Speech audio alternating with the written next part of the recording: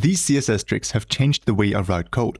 Not just because they're really powerful, but also because they have good browser support, which is actually very unusual for these CSS tricks videos, because a lot of them rely on shiny new properties you can't fully use yet. But in this video, I made sure that every trick will work in all major browsers. Tip number 1, pop-ups that open and close without JavaScript. Here's the idea. First, you add the popover attribute to an HTML element. This is now a pop-up. You can open and close it using a button. Here, you have to add the popover target attribute. This will point to your element using the element's ID. Make sure these strings match exactly. Now, these two elements are connected.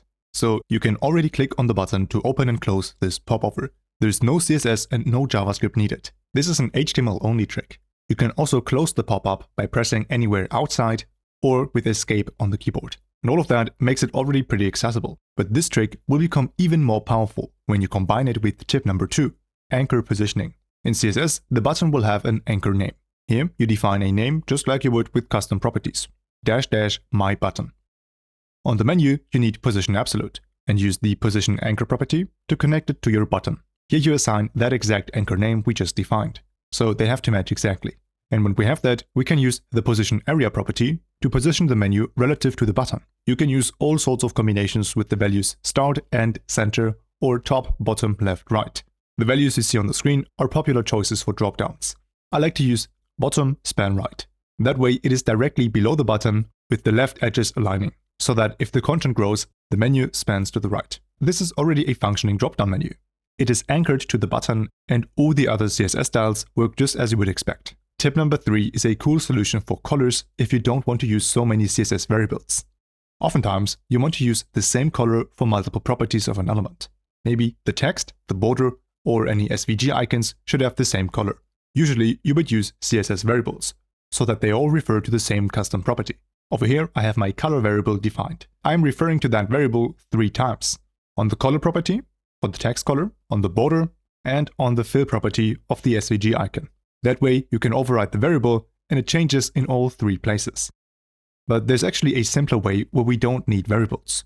So we can remove that and instead just define our color on the color property. Then, in all the other places where you want to use the same color as the text color, we can use the currentColor keyword. This works on the same element and on the child elements too.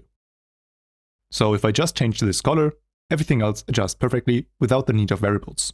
And of course, the currentColor keyword also works for relative colors, which is actually tip number 4 of this video. You can create colors based on other colors. For example, let's add a background color to this that is slightly lighter than the text color.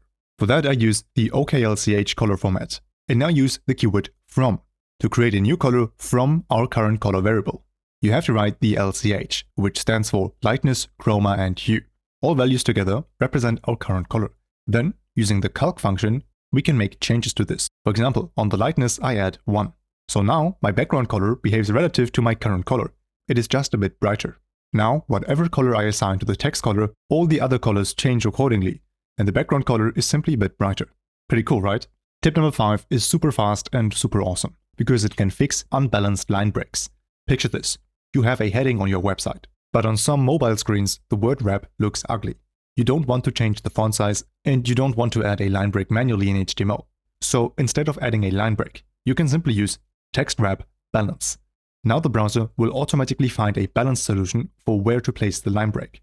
It is a very easy fix. A CSS selector always goes down the HTML hierarchy. We can style child elements based on the parent elements, or siblings. But with this one pseudo-class I'm about to show you, you can style a parent element based on the children. Picture this.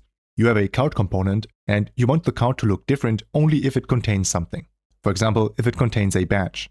Normally, you would need extra classes in HTML, but CSS can actually react to the content inside of an element, using the has selector.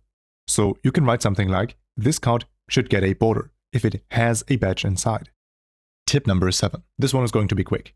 Sometimes, when you want to style a bunch of elements, you want to exclude elements from your selector logic, meaning select all elements that match a criteria, but not this one. And in these cases, you can use the not pseudo-class. For example, you want to add a border bottom to every item of a list to separate them visually. But the last item does not need a border bottom, because that would look weird. So you can select all LIs, but not the last child. And just like that, you have excluded that element from the selector, and it does not get a border bottom. Now, if you like the way I teach CSS, and you are a beginner wanting to learn more, then get my CSS course on Udemy using the first link in the video description. My name is Fabian and this was Coding to Go.